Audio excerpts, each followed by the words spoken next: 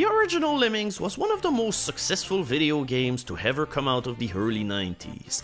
Having been ported on almost every game console and computer system ever made, its imaginative puzzle solving and real-time gameplay was a major hit and even served to pave the way of the real-time strategy genre. Armed with 8 different skills and your wits, you had to guide the witless lemmings to the exit while avoiding many hazards and creatively using the resources that were made available to you. It was challenging, infuriating, but very addictive. With 120 levels to beat, players were kept busy for a long time. Considering how successful Lemmings was, it only was a matter of time before we got a sequel. We got a follow-up a few months after the release of the original game, and it was called, oh no, more Lemmings! But to be fair, that was more of an expansion pack than a sequel, adding 100 new levels to the fold, but without having any significant changes to the formula. It took 2 years for a proper sequel to come out. Lemmings 2, The Tribes. It came out in 1993 and further expanded on the game mechanics and the universe the lemmings live in. It introduces an actual story that gives a reason for you to save the lemming, and a whole bunch of new skills to help them out. We go from 8 skills in the original game to 51 in the sequel. But before you start worrying or anything, levels will only allow you the use of 8 preset skills or less at a time, to prevent the game from being too overwhelming. While some of these new skills are just variants of the 8 original skills, a lot of them will make the lemmings act in different ways. Your lemmings can fly in the air, jump, run, and swim! You have a whole lot of new methods to destroy landscapes, like bazookas, a vertical laser beam, or they can become the Tasmanian Devil and you make them spin their way through the ground.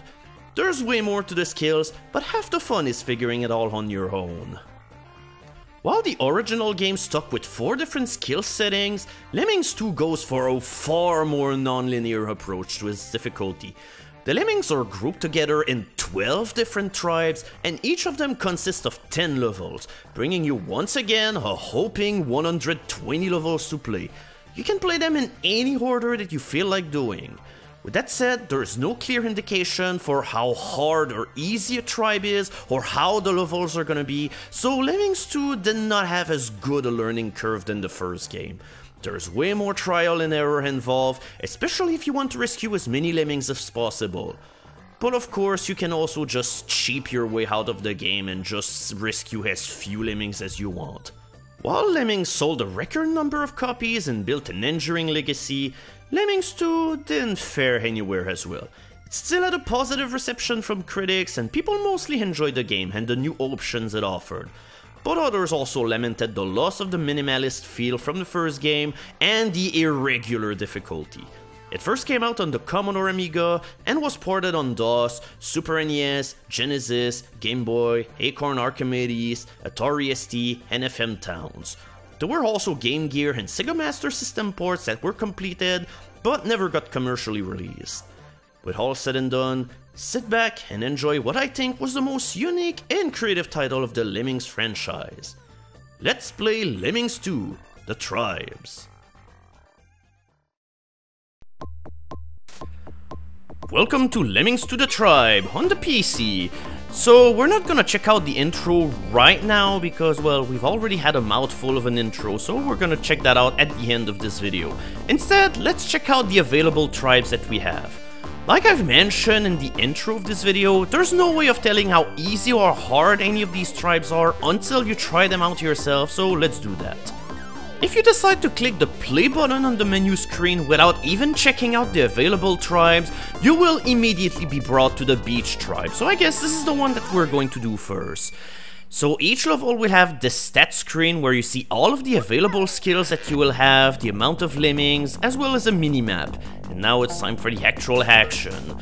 So if you've played Lemmings 1, you're gonna see that it kinda plays the same, but yeah, you have a whole lot of new skills available. For instance, we were able to run, and now we're able to stomp.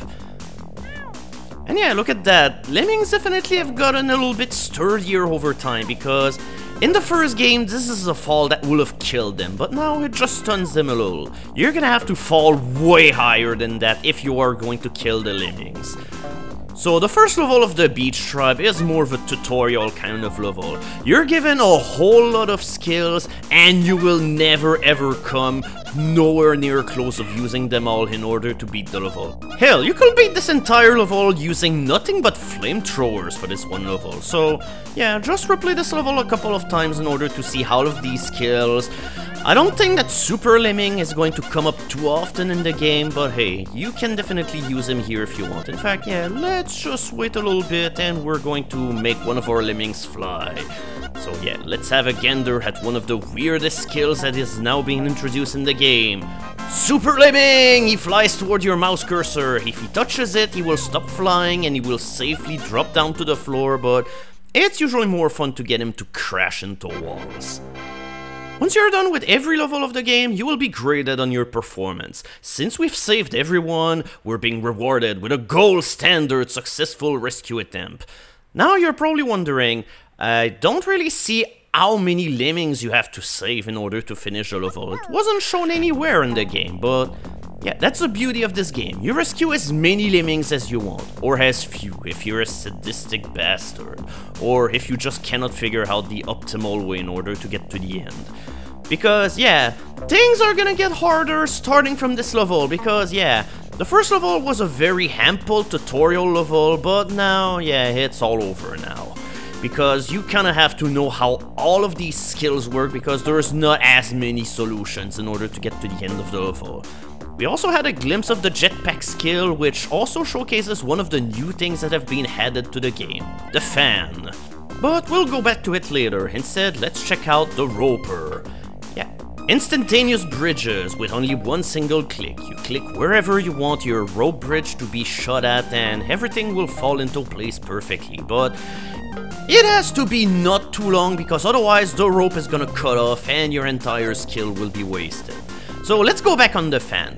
The jetpack is a skill that allows your Lemmings to fly, and in order to guide them around, you use the fan icon. Then by holding the mouse button, you're going to blow the Lemming away into the air, and that will allow you to guide him for as long as his jetpack is gonna work. The fan is one of the most important additions to the game. A whole bunch of skills will require you to use it, so you better learn the ways of the fan. Also, Lemmings to the Tribe was the first Lemming game to be designed with a fast forward option in mind. I know some versions of the first Lemming had a fast forward button. I think the Mac version had one of these, but yeah, that was the first game that from the ground up was designed with a fast forward button in mind. Now it's time for a grand premiere in the Lemming universe. Who's ready to see Lemmings falling into water while surviving? Because yeah, we have a kayak skill and it's time for our Lemmings to learn how to tread water. But that's not all that there is to this level, because this level can also be pretty devious, so you better stay on your guard. The first order of affair in this level is to figure out how to prevent your Lemmings from going to the water, because you only have 3 kayakers and therefore any other Lemming that fall in the water, they will drown. So that's how you save a Lemming from drowning. As soon as they're flailing in the water, you give them a kayak and they will survive. And now here's another opportunity for you to become more handy with the fan, because the hang glider is another one of these skills that allow a Lemming to fly, and you need the fan in order to keep him going into the air, depending on the way that you want. And now it's time to free everybody. There was a reason why I use a arrow at the particular place that I have, because yeah, bombers definitely have a way bigger radius than you think, and if there are Lemmings anywhere else in the distance, they're just going to be blown off the screen and that will count as a death. With that said, we still have a problem. We still need to bridge over that tiny gap over here, and this is what the glue pourer is here for. That is assuming that we can pour in the proper direction. Oh dear, oh dear. Yeah. Archery is another skill that you want to get handy at. I'm not gonna mention the reason why you have to be good with it yet, but don't worry. If you haven't mastered archery by a certain period of the game, you're going to hate yourself. So yeah, we've lost a couple of Lemmings here, so of course we get appropriately scolded by the game. Yeah, you must try harder. Let's just say it was not a very good performance. So yeah, here's the whole thing with the game.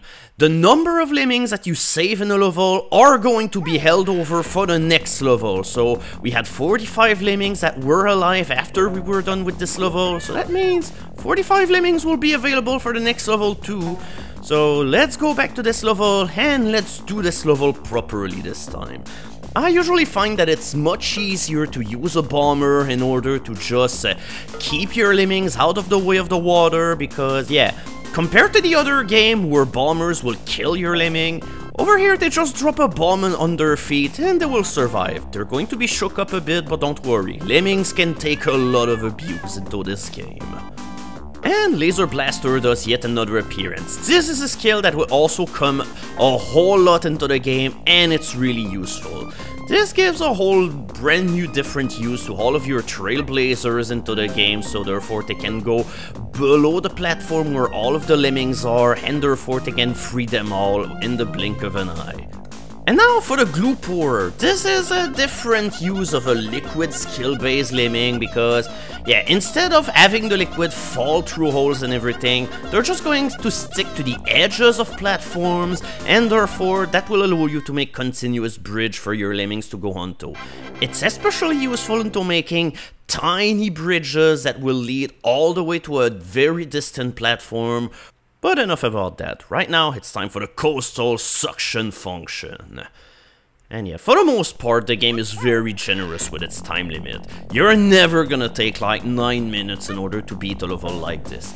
So now it's time for a brand new mechanic in the game. Now we have these swinging contraption, and once again, this is where your fan comes in handy. It allows you to power them up in order to make them swing harder, and whenever it swings hard enough, okay, now let's just say that was not the best demonstration for this thing.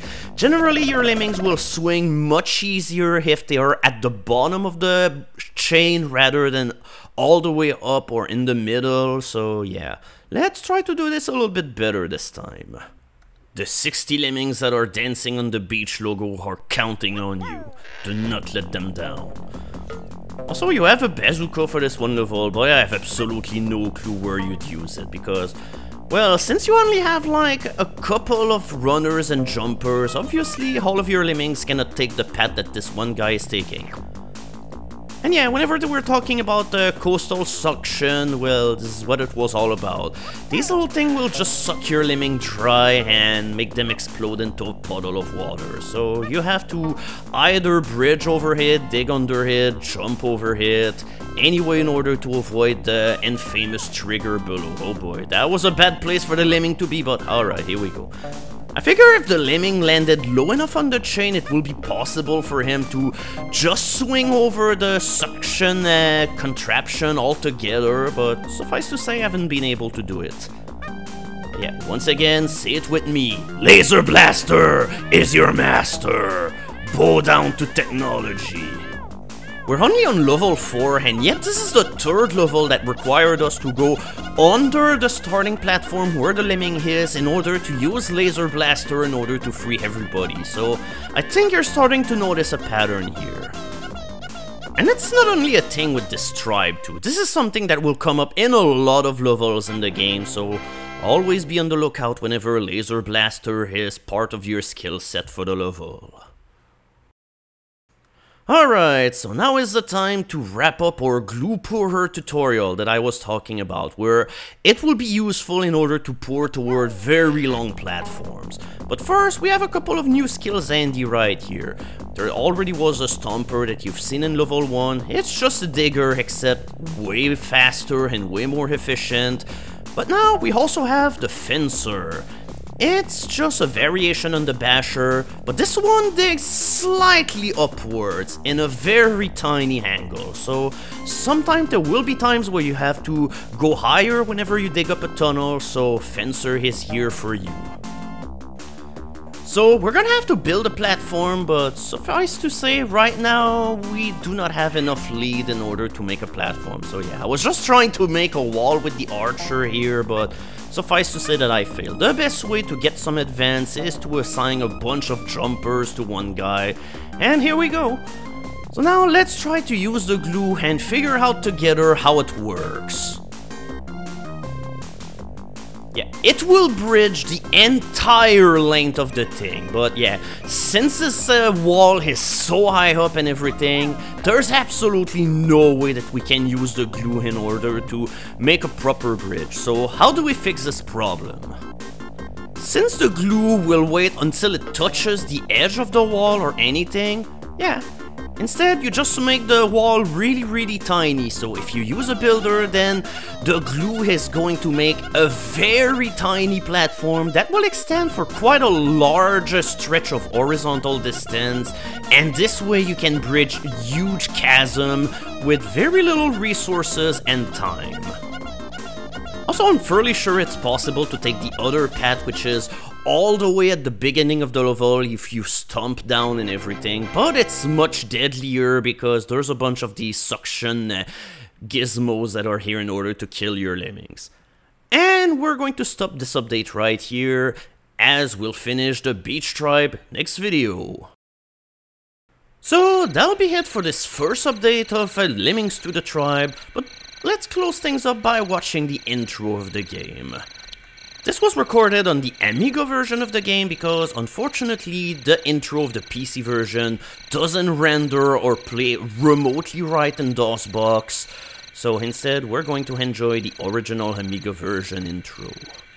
So thank you for watching this first update of my Lemmings to the Tribe Let's Play, and I hope to see you around for more. So let's all sit back and watch the intro cutscene.